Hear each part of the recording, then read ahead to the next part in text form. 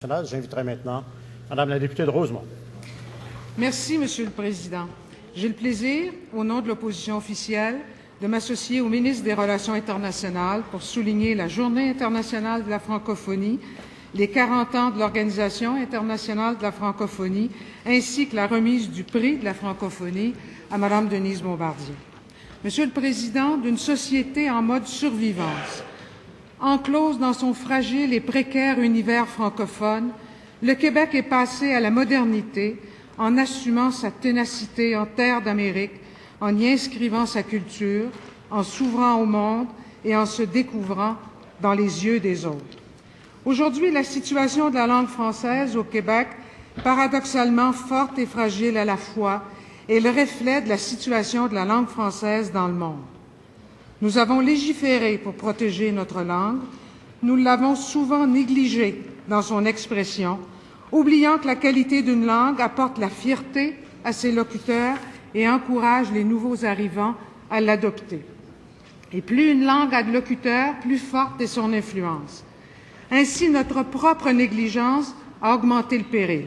Nous en sommes, je l'espère, aujourd'hui conscients. De par notre situation géographique, nous sommes à l'épicentre de la mondialisation. Nous vivons dangereusement notre singularité linguistique en Amérique du Nord. Le Québec est au poste avancé du combat pour l'avenir de la langue française.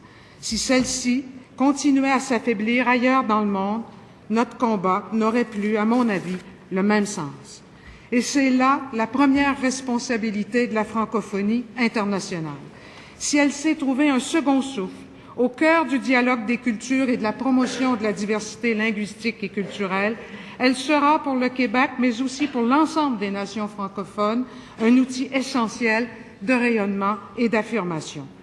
Le Québec a besoin de nouveaux espaces de solidarité pour fixer son destin de terre française en Amérique, un destin de nation moderne, active, originale et créatrice, qui puisse, au cœur de sa diversité, vivre et prospérer en français.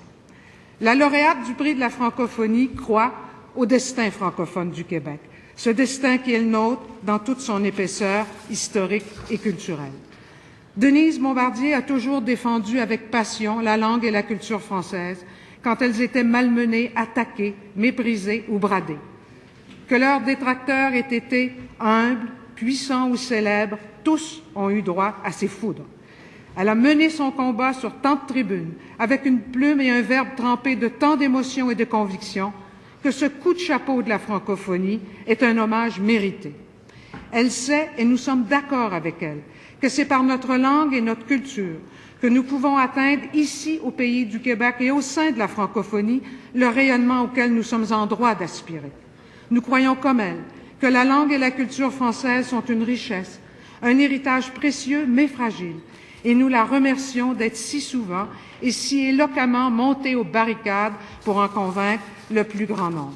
Vous me permettrez, Monsieur le Président, en terminant, de féliciter, bien évidemment, mon amie Denise Bombardier pour l'obtention de ce prix et saluer son mari Jim Jackson qui vient de publier, il connaît bien notre histoire, The Riot That Never Was, et son fils Guillaume Sylvestre, jeune et talentueux cinéaste, auteur du documentaire Dur à cuire, qui tous les deux l'accompagnent ici aujourd'hui. Bravo.